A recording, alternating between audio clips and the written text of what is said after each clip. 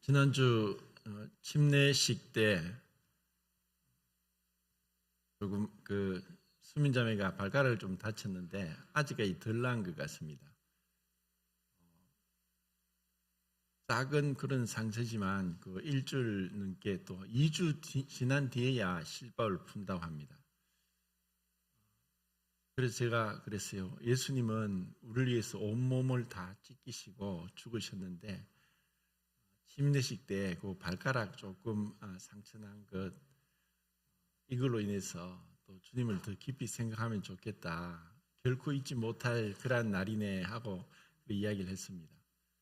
우리가 침례는 딱 한 번 받지만 예배는 매주 주일날 드릴 뿐 아니라 매일매일의 삶을 통해서 우리가 주님을 기억하고 예배를 드리는 삶이 참된 침례 받은 자의 삶이 아닐까 생각합니다.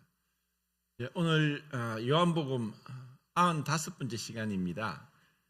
요한복음 16장 23절부터 28절까지에서 아버지의 마음이라는 제목으로 교제할까 합니다.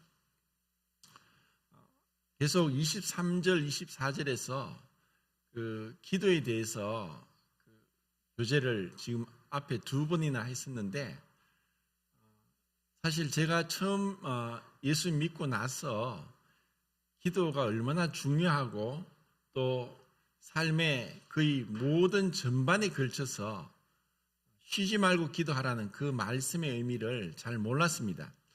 그런데 이제 신앙생활 해가면서 이 기도가 무엇인지 또 기도를 통해서 하나님과 교제하는 것, 그분의 임재 안에서 그분과 동행하는 삶, 그리고 끊임없이 그분을 구하고 찾고 또 그분과 어떤 대화하는 그러한 삶이라는 것을 알 때 정말 이것은 기도는 훈련이고 또 연습이다.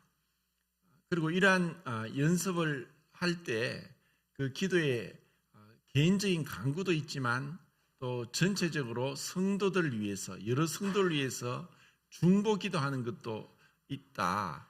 그래서 우리가 지금 금요일마다 중보 기도를 하는데 참 이러한 시간이 복된 것 같고 그리고 이제 성도님들이 이제 한 분, 두 분 자꾸 더해지는 것에 인해서 감사가 됩니다. 오늘은 23절부터 28절까지 말씀 중에서 24절 말씀을 보면서 그 아버지의 마음으로 아버지께서 우리에게 기도를 하라고 요청하신 그 뜻을 한번 헤아려 볼까 합니다. 우선 24절 같이 한번 읽겠습니다. 24절 시작. 지금까지는 너희가 내 이름으로 아무것도 구하지 아니하였으나 구하라 그리하면 받으리니 너희 기쁨이 충만하리라. 주님은 우리에게 구하라고 말씀하셨습니다. 이전까지는 예수님 이름으로 구하지 아니했습니다. 그리고 또 그 밑에 보면은 우리가 하나님께 기도하는데 아버지께 직접 기도할 수 있도록 하셨다는 것입니다. 우리가 분명히 예수님이 중보자시고 사람이고 하나님이신 중보자 예수 그리스도를 통해서 하나님께 나아가지만 우리가 예수님을 통해서 나아가는 것은 예수님 이름으로 나아가는 것이고 또 예수님은 우리에게 자녀로서 아버지 앞에 바로 나아가도록 우리에게 요청하신다는 것입니다. 이것을 예수님이 부활하시고 나서 요한복음 20장 17절에서 갑자기 제자들을 향한 칭호가 바뀌는 것을 알 수 있습니다. 그전에는 소자여 이렇게 제자들을 부르셨는데 부활하시고 나서 내 형제 곧 너희 형제, 내 아버지 곧 너희 아버지라고 말씀하시면서 이제 새로운 관계로 우리가 들어왔다는 것을 예수님의 부활 이후로 알 수 있습니다. 그리고 로마서 8장 29절과 히브리서 1장 6절에 보면은 예수님을 맏아들이라고 표현을 했습니다. 그것은 사실 우리가 그 예수님과 동등하게 거룩하게 하시는 자와 거룩하게 함을 입은 자들이 하나에서 난지라 그러므로 형제라 부르기를 부끄러워하지 아니하시고 라고 하신 그 말씀처럼 우리가 예수 그리스도께서 아들이셨는데 독생자 아들 그 아들의 신분으로까지 우리를 격상시키셨고 그러다 보니 예수님이 맏아들이시다라는 표현으로 두 군데나 썼다는 것입니다. 그렇다고 해서 우리가 예수님을 그렇게 부르는 것은 사실 뭐 금방지고 이건 무리한 것 같지만 우리가 기도하는 데 있어서는 하나님 아버지 앞에 나아갈 때 자녀가 아버지 앞에 나아가듯이 그렇게 나가는 것입니다. 제가 오늘 시편 103편을 좀 찾으려고 했는데 예배 시간에 나와가지고 찾지는 않겠습니다만 하나님은 아버지가 자식을 불쌍히 여김 같이 자기를 경외한 자를 불쌍히 여긴다라고 말씀하십니다. 그리고 마태복음 7장 7절부터 11절까지에도 보면은 구하라 그러면 너희가 얻을 것이요 찾아라 그러면 찾을 것이요 두드리라 그러면 너희에게 열릴 것이니 구하는 이가 얻을 것이요 찾는 이가 찾을 것이요 두드리는 이에게 열릴 것이니 너희가 악한 자라도 자식에게 좋은 것을 줄 줄 알거든 자식이 떡을 달라는데 돌을 줄 아비가 어디 있겠으며 자식이 생선을 달라는데 뱀을 줄 아비가 어디 있겠느냐 너희가 악할지라도 자식에게 좋은 것을 줄 줄 알거든 하물며 하늘에 계신 너희 아버지께서 좋은 것을 너희에게 주시지 않겠느냐. 자, 여기서도 우리가 하나님께 나아가는 것은 자식이 아버지에게 요구하는 것처럼 나가는 것입니다. 그런데 우리가 왜 그러면은 이렇게 기도하지 못하고 담대하지 못하고 은혜의 보좌 앞에 나가지 못하고 머뭇거리고 있느냐? 그것은 믿음이 없기 때문이고 또 한편으로는 우리가 부르는 하나님 아버지의 그 존재와 그 속성을 제대로 모르기 때문입니다.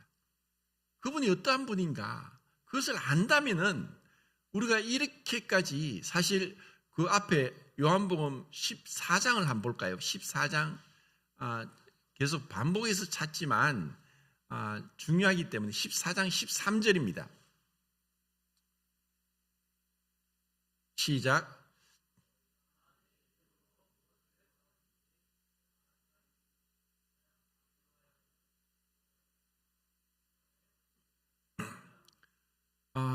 예수님이 한 번만 이렇게 말씀하신 것이 아니라 계속해서 내게 구하라. 내 이름으로 구하라. 아버지께 구하라. 내 이름으로 아버지께 구할 때 아버지께서 주신다. 이는 아버지께 영광을 돌리기 위함이다. 그리고 너희 기쁨이 충만케 하기 위함이다. 또 15장 한번 보겠습니다. 15장 7절입니다. 15장 7절 시작. 내 말이 너희 안에 거하면 무엇이든지 원하는 대로 구하라. 그리하면 이루리라. 우리가 주님 안에, 주님이 우리 안에. 자, 이것은 완전한 연합입니다. 우리가 그 안에, 그리스도 안에 있고 또 그리스도께서 우리 안에 계시는 그 완전한 연합 가운데 있을 때 무엇이든지 구하라는 거예요. 이것은 하나님께서 우리에게 주신 어마어마한 백지수표입니다. 그런데 이것을 우리가 이 말씀을 실제 삶 속에 경험하지 못하는 이유는 뭐냐? 아까 말씀드린 첫 번째 믿음이 없기 때문입니다. 그리고 두 번째는 하나님께서 이렇게까지 반복해서 말씀하시는데 그 말씀하시는 하나님의 능력, 그분의 마음, 그분의 그 섭리를 모르기 때문입니다. 우리가 아버지를 잘 얼마나 아느냐? 정말 이제 그런 얘기하죠. 기도하기를 비가 오지 않기를 기도해놓고 은연중에 나갈 때 우산을 들고 나간다. 이게 우리의 모습입니다. 사도행전 12장에서 교회는 감옥에 투옥된 베드로를 석방시켜 달라고 간절히 기도했습니다. 교회, 성도죠. 그 교회는 베드로를 석방시켜 달라고 간절히 기도했는데 막상 천사가 와서 베드로를 감옥에서 풀려나게 하고 그 문 앞에 가서 문을 두드리는데 베드로라고 생각하지 않고 유령이라고 생각한 거예요. 이게 우리의 모습인 거예요. 그러니까 사도행전에서 초대교회 성도들도 기도해놓고 기도의 능력을 믿지 못했다는 거예요. 좀 씁쓸한 그런 이야기지만 저희 그 아들이 하나 있죠. 그 아들이 크면서 지금까지 제가 아무리 생각해도 저 아들이 저에게 아버지 돈 좀 주세요 한 말을 한 번도 한 적이 없어요. 왜 그런가? 아버지가 돈이 없는 걸 아니까 미리 알고 얘기를 안 한 것 같아요. 돈 달라 소리 한 번도 안 했어요.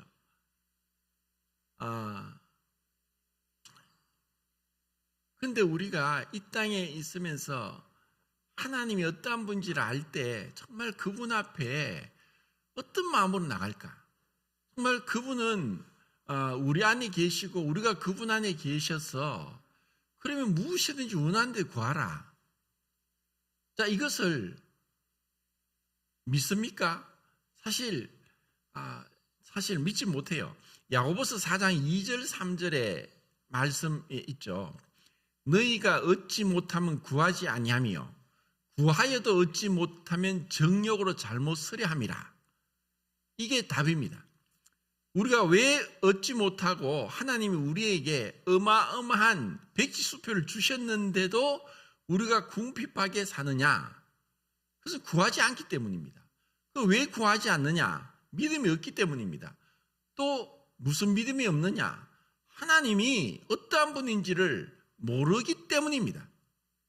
그리고 구해도 정욕으로 잘못 쓰려고 하는 것은 하나님이 주시지 않는 것입니다. 왜냐하면 어린 아이에게 불을 주거나 칼을 줄 수 없지 않습니까? 어린 아이에게 어마어마한 액수의 돈을 준다 할지라도 그것이 그 아이를 잘되게 하는 것이 아니라 망치게 한다는 걸 안다면은 어떤 부모가 자식에게 좋은 걸 주려고 하겠습니까? 하나님도 마찬가지입니다. 우리가 아직 준비가 되지 않았고 우리가 아직 성숙하지 못했고 우리가 아직까지 믿음이 없고 그리고 그런 가운데 하나님이 우리에게 어떤 축복을 주면은 그것이 타락할 수 있다는 것입니다.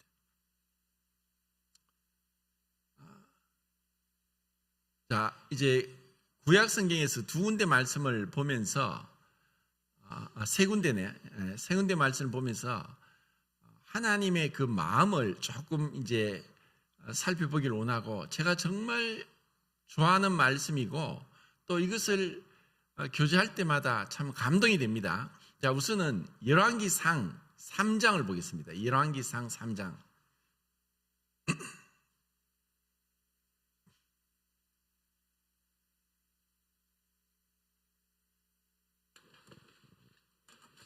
(4절) (5절) 몇 페이지죠? 예, 3장 4절 5절 시작.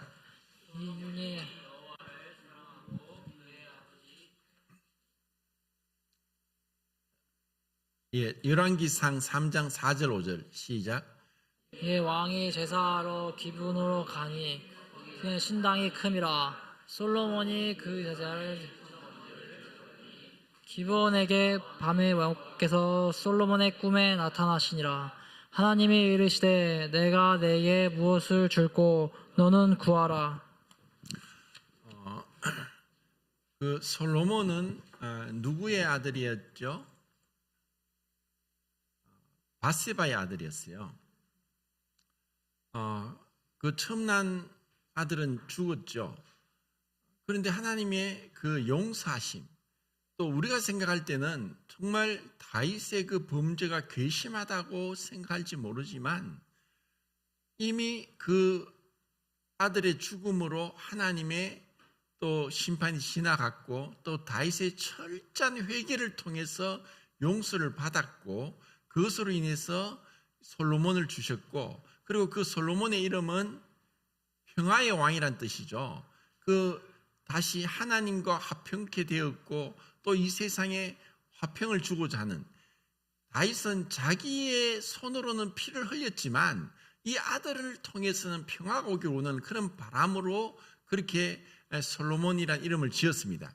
그런데 사무엘하 12장에 보면은 하나님께서 그 나단을 통해서 그 날짜의 이름을 뭐라고 한다고 하셨는지 혹시 아십니까? 여디디아라고 부르기를 원한다고 하셨어요. 그것은 뭐냐면 하나님께서 사랑하신 자란 뜻이에요. 그것은 다윗도 하나님의 마음에 합한 자고 하나님의 사랑을 입은 자인데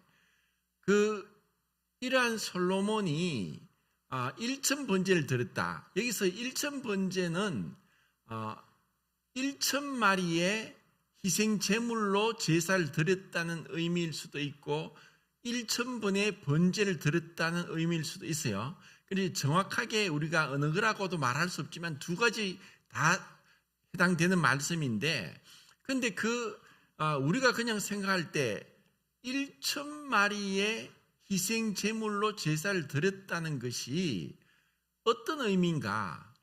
그것은 하루에 다 드릴 수 없는 거고 하루 종일 한다 할지라도 일주일은 꼭 드려야 될 제사의 제물의 양이라는 거예요.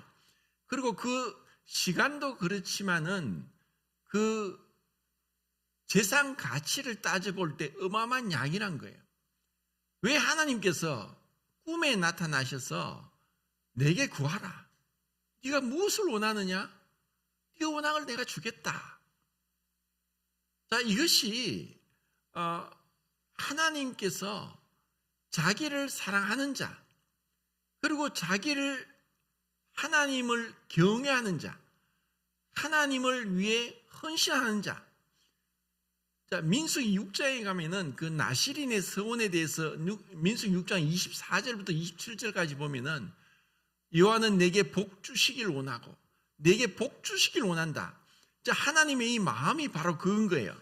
자, 이것이 어떻게 보면 아비가 자식을 불쌍히 여김같이, 제가 지난주에 손자가 아파가지고 어린이집 못 가서 3일 동안 이제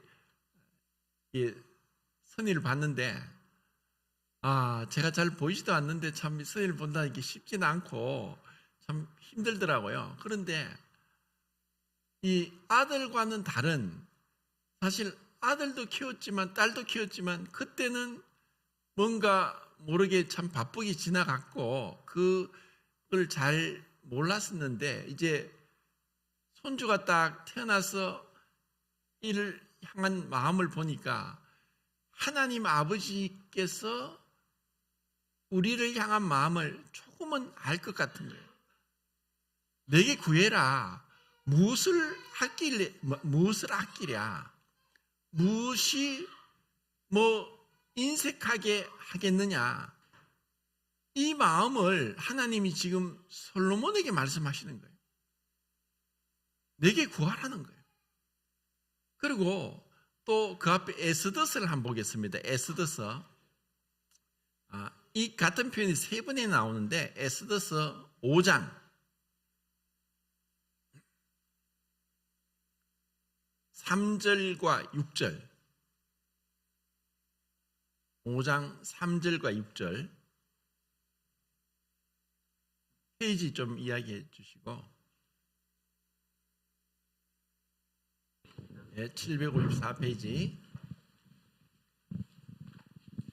5장 3절 6절 읽겠습니다. 시작. 왕이 이르되 왕후 에스더여, 그대의 소원이 무엇이며 요구가 무엇이냐? 나라의 절반이라도 그대에게 주겠노라 하니, 하실 때 왕이 에스더에게 이르되 그대의 소청이 무엇이뇨? 곧 허락하겠노라. 그대의 요구가 무엇이뇨? 나라의 절반이라 할지라도 시행하겠노라 하니.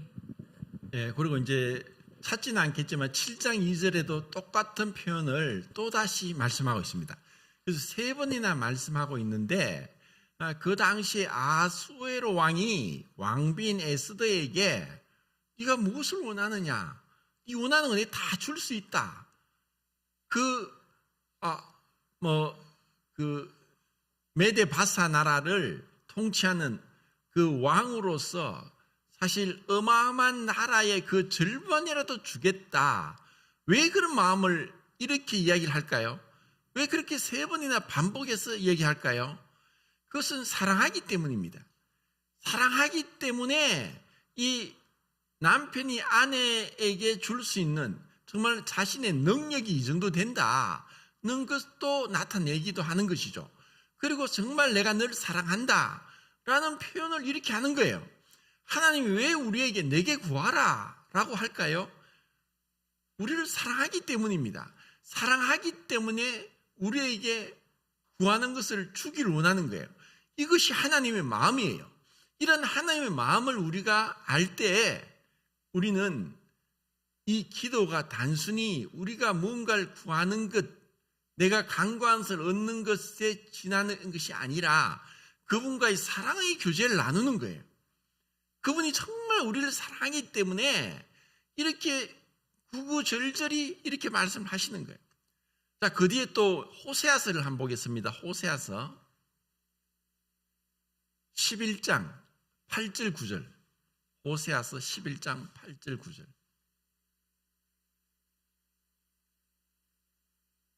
몇 페이지죠? 1296페이지. 66페이지입니다. 66페이지. 자, 11장 8절 9절을 읽겠습니다. 시작. 에브라임이여 내가 어찌 너를 놓겠느냐, 이스라엘이여 내가 어찌 너를 버리겠느냐, 내가 어찌 너를 아드마같이 놓겠느냐, 어찌 너를 스보임같이 두겠느냐. 내 마음이 내 속에서 돌이켜 나의 긍휼이 온전히 불붙듯 하도다. 내가 나의 맹렬한 진노를 나타내지 아니하며 내가 다시는 에브라임을 멸하지 아니하리니 이는 내가 하나님이요 사람이 아님이라. 내 가운데 있는 거룩한 이니 진노함으로 내게 임하지 아니하리라. 호세아 선지자는 이제 북왕국 이스라엘의 선지자로서 북왕국 이스라엘의 멸망 전에 이 메시지를 전하고 있습니다. 그래서 그 선지자 이름도 호세아고 북왕국 이스라엘의 마지막 19번째 왕도 호세아였습니다. 그런데 그 호세아를 통해서 하나님께서 이제 그들이 하나님께 범죄하고 불순종하고 우상숭배하고 마땅히 그 징계를 받고 심판을 받아야 되는 그러한 자를 향해서 하나님께서 이제 내가 너를 불쌍히 여긴다. 너를 긍휼히 여긴다. 내가 너를 소돔과 고모라 성을 심판한 것처럼 그렇게 심판하지 않겠다. 내 마음이 내 속에서 불타는 것 같다. 자, 여기서 그 하나님의 긍휼하심을 구약 성경에서는 내 마음의 속이 불타는 것 같다. 이렇게 표현을 하신 거예요. 이것이 사랑의 표현입니다. 그런데 이것이 신약 성경에 와서 헬라어로도 그 사랑이란 단어가 그 긍휼한 단어가 그 똑같이 내장이 끊어지는 것 같은, 그래서 사랑함으로 인해서 오는 근심, 사랑하기 때문에 사랑하지 않으면 결코 이런 감정을 느낄 수 없는 그 애끓는 마음, 불타는 마음, 정말 속이 끊어질 것 같은 마음으로 하나님께서 이스라엘을 사랑한다는 거예요. 이것을 하나님은 호세아 선지자를 고멜이라는 정말 그 타락한 여자를 아내로 취하게 해서 그 자식 이름을 로르하마라 이름을 짓게 했어요. 그것은 뭐냐면 내가 너를 이제는 긍휼히 여기지 않겠다는 거예요. 왜냐? 너무 이 하나님이 이스라엘이 내가 이 참포도를 나무를 심었는데 덜포도가 맺히면 어찌미냐? 내가 너를 이렇게 사랑하고 너를 구원했는데 너가 나에게 이렇게까지 반역하고 패역하고 불순종하고 범죄하느냐? 자, 이런 마음을 하나님께서 이 호세아 선지자를 직접 경험하게 하는 거예요. 그러면서 다시 내가 너에게 잠시 노했지만 다시는 너를 불쌍히 여기고 너에게 긍휼을 베풀겠다. 그렇게 말씀하는 거예요. 그리고 이 긍휼이라는 단어도 지난번에 말씀드린 것처럼 한자가 어렵지만은 긍휼이란 그 단어에 긍자가 창모자에 이제 금자를 써요. 지금 창으로 휼자 그 마음심에 피혈자를 써요. 지금 창으로 심장을 찔러서 피를 낸다는 거예요. 그 하나님은 우리를 얼마나 사랑하느냐. 그 독생자 아들을 아낌없이 십자가에서 피 흘려 죽게까지 하심으로 우리를 살리고자 한 그 사랑이 하나님의 사랑이란 거예요. 하나님이 어찌 그 아들을 아끼지 아니하고 우리를 위해 내어 주셨는데 그 아들과 함께 우리에게 좋은 것을 주시지 않겠느냐. 로마서 8장 32절에 말씀하시는 거예요. 그리고 또 그 앞에 2장 호세아서 2장을 보겠습니다. 2장 19절 20절.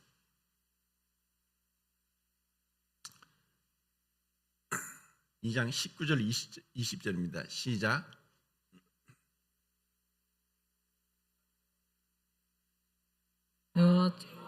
주가 긍휼히 여김으로 내게 장가들며 진실함으로 내게 장가들리니 내가 여호와를 알리라. 자, 하나님께서 우리에게 이 땅에서 남자 여자가 사랑해서 결혼하는 것을 어떻게 보면 전도서 9장 9절에 너는 헛된 인생의 날에 너 헛된 평생의 날에 사랑하는 아내와 함께 살지어다, 행복하게 살지어다. 그러면서 우리에게 복을 주셨고, 어떻게 보면은 그 다른 누구와도 가까이 할 수 없는 친밀하고 긴밀하고 또 정말 그 애절한 그런 그 관계가 부부 관계로 하셨어요. 근데 그것은 하나의 그림자예요. 왜냐하면 이것은 이 분명히 우리에게 이렇게 아름다운 그 결혼 관계 제도를 제일 인간에게 처음으로 주신 제도가 결혼인데, 그렇지만 그 결혼은 이 땅에서는 불완전한 거예요. 그런데 우리가 마치 이 땅에서 가장 친밀한 사이가 되는 부부 관계를 그림자로 말씀하시고, 이제 하나님께서 우리에게 장가들겠다. 그 어떤 자냐? 그 앞에는 고멜이라는 그 타락한 여자와 같은 그런 이스라엘 향해서 지금 이런 말씀을 하시는 거예요. 우리가 아직 죄인 되었을 때 그리스도께서 우리에게 죽으셨어요.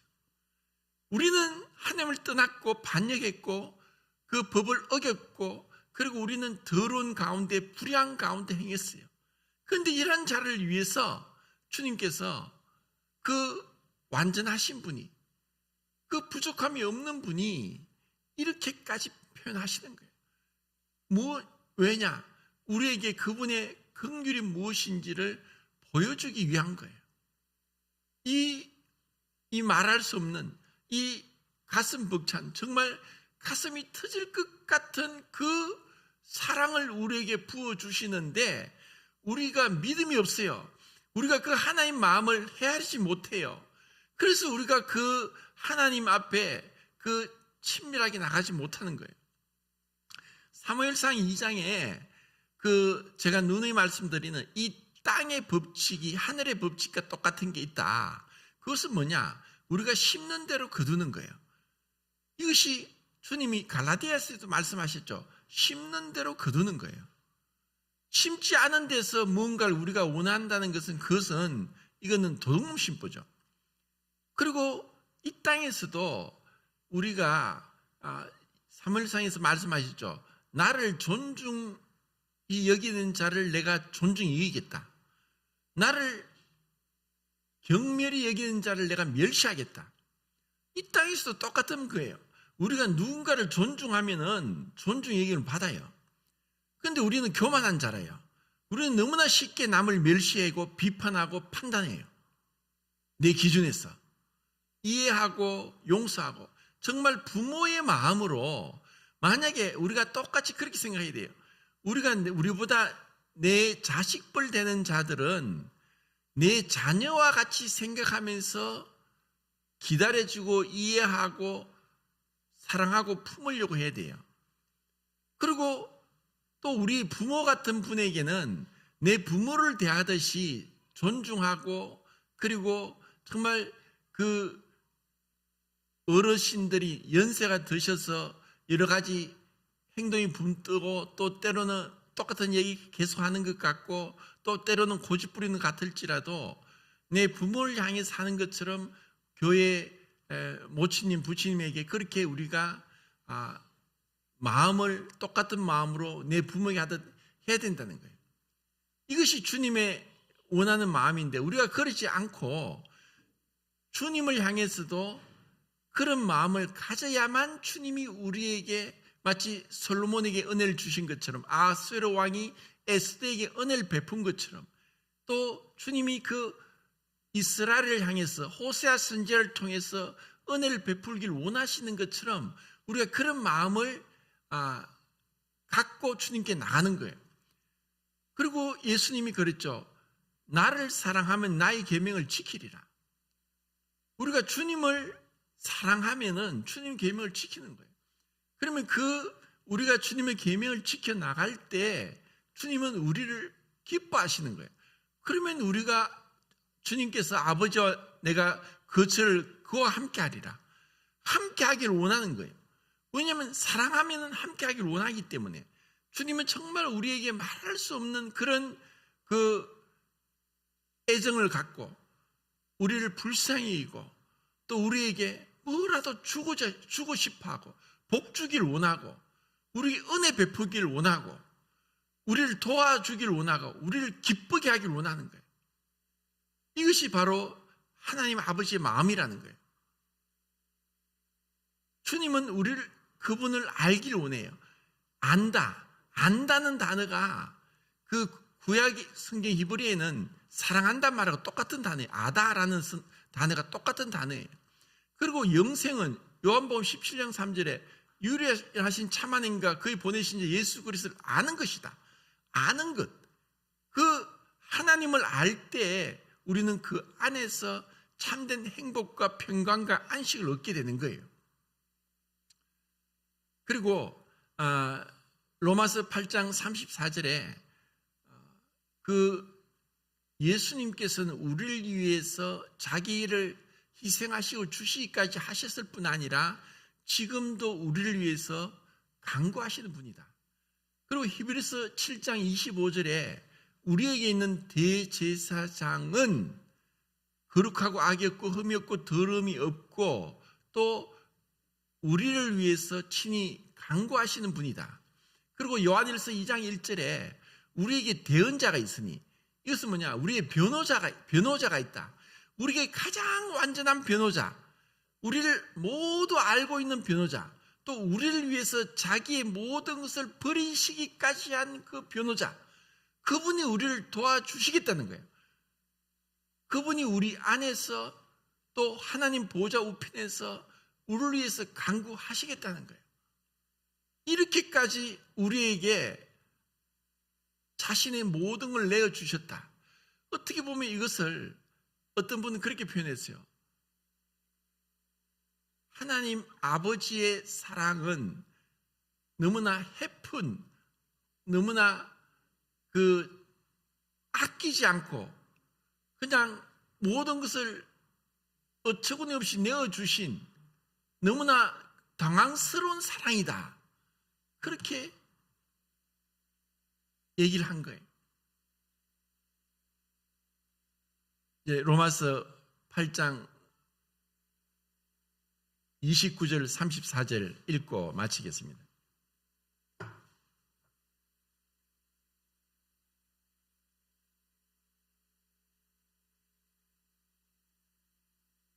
어, 8장 29절 시작.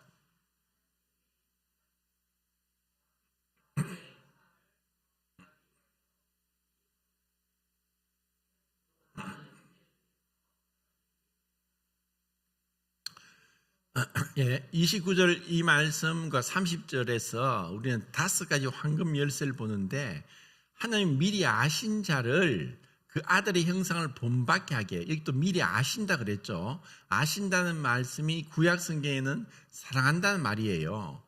그러니까 미리 아신 자를 그 아들의 형상을 본받게 하기 위하여 미리 정하셨으니 이는 그 마다의 형상을 본받게 하기 위해서 미리 정하셨고, 또 30절은 미리 정하신 자를 부르시고 부르신 자를 어렵다 하시고 어렵다 하신 자를 영화롭게 하셨다. 자, 이것이 하나님께서 우리에게 행하신 그분의 주권적인 은혜로 긍휼을 베푸신 5가지 황금 열쇠예요. 이것은 우리의 어떠함도 덜하지 않았어요. 그냥 그분이 행하신 거예요. 사랑하기 때문에 미리 아신 그들을 미리 정하셨고 미리 부르시고 어렵다 하시고 영화롭게 하셨다. 이것은 앞으로 우리가 영화를 누리게 될 것에 대한 예언적 과거형이에요. 우리가 영화를 누리게 될 건데 영화롭게 하셨다는 거예요. 우리는 이미 영화롭게 된 거예요. 우리가 장차 누리게 될 영광, 영화를 우리가 상상하면서 소망하면서 그렇게 사는 거예요. 자, 34절 읽고 마치겠습니다. 34절 시작. 지금 다시 살아나신 이는 그리스도 예수시니 그는 하나님 우편에 계신 자요 우리를 위하여 간구하시는 자시니라. 이제 그분이 이렇게까지 우리를 사랑하셨는데 또 우리가 황송하게도 감당치 못하게도 너무나 송구스럽게도 주님은 이제 모든 구속의 사역을 완성하시고 이제 편안히 쉬고 계시느냐? 그렇지 않다는 거예요. 지금도 우리를 위해 간구하신다. 우리를 위해서 말할 수 없는 탄식으로 성령으로 간구하시고 하나님 보좌 우편에서 간구하시는 분이다. 이러한 사랑을 우리가 받고 있다. 그러기에 우리도 그분께 나가는 거예요. 구하는 거예요. 기도하는 거예요.